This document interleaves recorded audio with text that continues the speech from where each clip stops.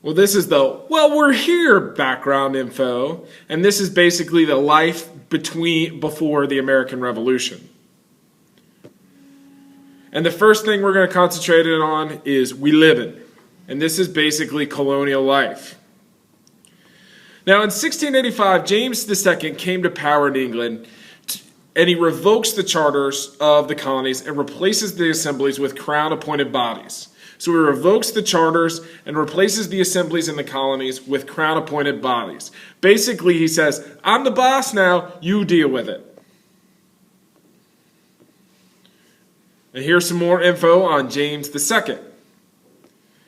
Now, in 1689, James was replaced by some oranges, William and Mary of Orange to be exact, during the Glorious Revolution. You should have learned that in world history. And the oranges, they institute a policy of salutary neglect, which basically means the colonies have self-rule as long as England's making that paper in the colonies and there is no war. And if you want to learn more about Mary of Orange, there you go. Now, as people realized the colonies were the hard knock life and the population declines in the 1600s, many turned to Africa for workers. They have to have somebody to work their plantations. By the mid-1600s, states had passed permanent slave laws. Because of the population decline, that's why they go to Africa for workers. And by the mid-1600s, states had issued slave laws. And some more info on slavery in America. Now, during the 1700s, slavery increased with the Columbian Exchange. We're not talking about, yes, it's Colombia, but not talking about drugs here. Slaves were picked up in Africa on the Columbian Exchange for European finished goods. They were then shipped to America to harvest the raw materials, which were shipped to Europe to make those finished goods. So it's one big kind of triangle circle. And here's a video to help you understand that. Now, the British believed in what is called mercantilism, which was basically getting everyone else away from the colonies, getting the good stuff out of the colonies, and selling the finished goods back to the colonies in order to benefit from the taxes and duties.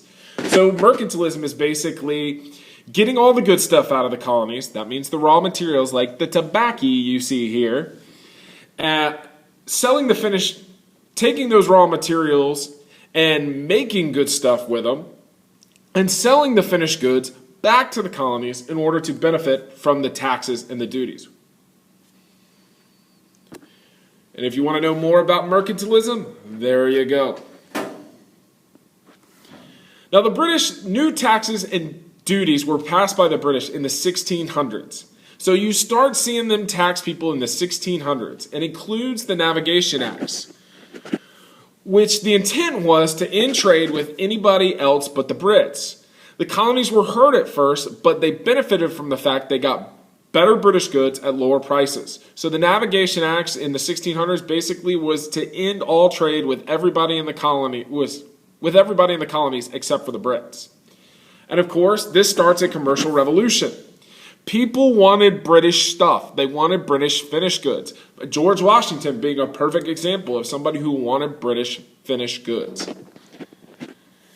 Now, the Enlightenment movement in the 1700s was a big-time influence on American thought, especially ideas about government from people like John Locke, Rousseau, Voltaire.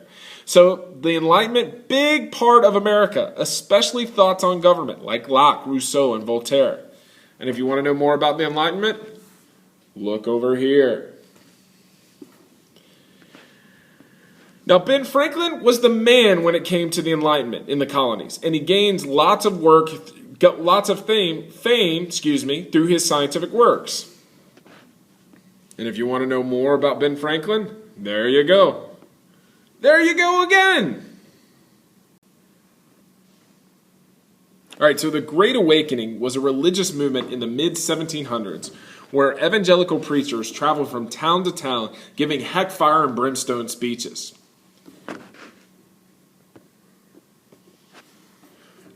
The awakening led to the formation of new churches. It split up old ones, led to more religious tolerance, and led to more democratic beliefs.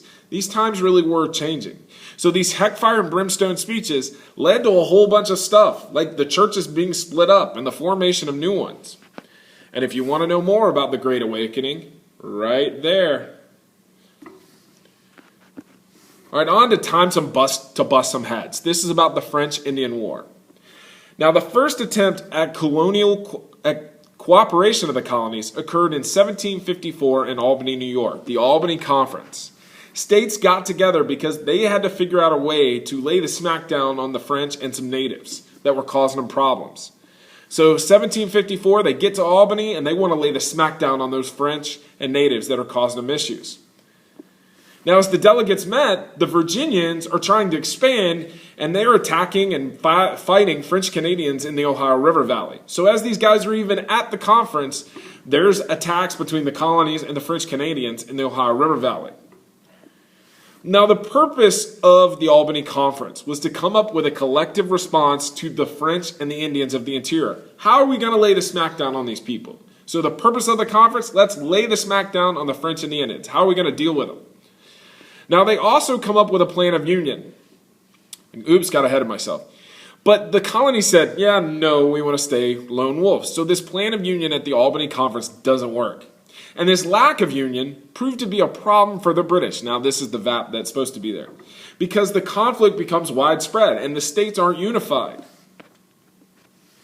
Now, the Albany Conference. If you want more info, right here. Now, there are three major flashpoints of the conflict. The first is a French fort in British Nova Scotia that was built by the French to protect Nova Scotia. The second, the region between New York and New France, that'd be Canada, where the British and French competed for trade. And the third is a series of British forts built on the Ohio River Valley. So you got 3 points of conflict in this French-Indian War. The first is a French fort in Nova Scotia. The second, the region between New York and New France, Canada. And the third, the British forts on the Ohio River Valley. Now, the natives in these areas a lot of times attempted to play the French and the British off each other. Why not get stuff from each? So they attempted to play them off each other so they could get stuff.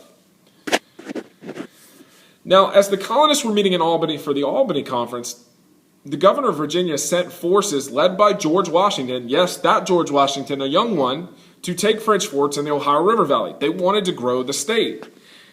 Washington was defeated. He had to surrender. So the Virginia governor sends Washington out to the Ohio River Valley to grow the state, to get some land, and Washington loses. And if you want to read more about George Washington, right there. Now, the British response to this was sending Ed Braddock across the Atlantic in 1755 to lead a 3-pronged attack against the French. He was only successful in Nova Scotia with the New England militia. So Ed Braddock went across the Atlantic in 1755 to lead a 3-pronged attack. The New England militia was the only one that was successful, and that was in Nova Scotia. And there's Ed Braddock. Got a little behind.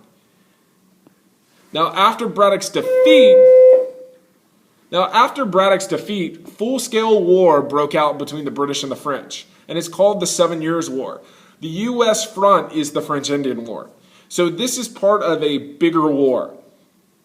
So the 7 Years' War is the war between the British and the French. The French-Indian War is the U.S. front where they're fighting. The U.S. was not big time enough yet to have their own war yet. And if you want to know more about Ed Braddock, there you go. All right, so 1756 and 1757 were disasters for the Brits. French Canadians destroyed British forts and natives raided British settlements. The lack of colonial union causes issues here. So 56 and 57, the French are beating the Brits badly and the natives are raiding their settlements. Now in 1757, the new Prime Minister, William Pitt, got the Prussians to fight the war in Europe. So 57, William Pitt gets the Prussians to fight the war. You know why he does that? So he can pour resources into North America. He can pour British soldiers and all the stuff he needs into North America. He thought that's where the war would be won. Now Pitt was able to buy cooperation in the colonies through giving them some of that paper and some credit in the colonies because of the way it stimulated the economy. So Pitt buys people's cooperation through that paper and giving them some credit. And hear about William Pitt. Now the British attracted natives by promising to address their problems and fix their boundaries. So the British attracted the natives by promising to address those problems and fixing those boundaries.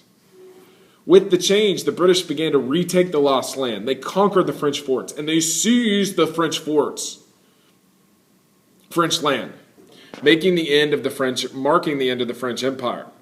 Basically, they started to lay a whooping on the French. Now, in the final 2 years of the war, the British used their naval power to capture some more colonies in the Philippines and Cuba. So the British even got colonies out of this war, in Cuba and the Philippines. Now, in 1763, in the Treaty of Paris, France loses all their land east of the Mississippi. They're the losers, so they lose. Spain gained much of the French land to the west, and the British get Florida. So in the 63 Treaty of Paris, the French lose pretty much all their land west of the Mississippi. Spain gains much of that land, and the British gain Florida. If you want to know more about the French Indian War, there you go. And here's even some more.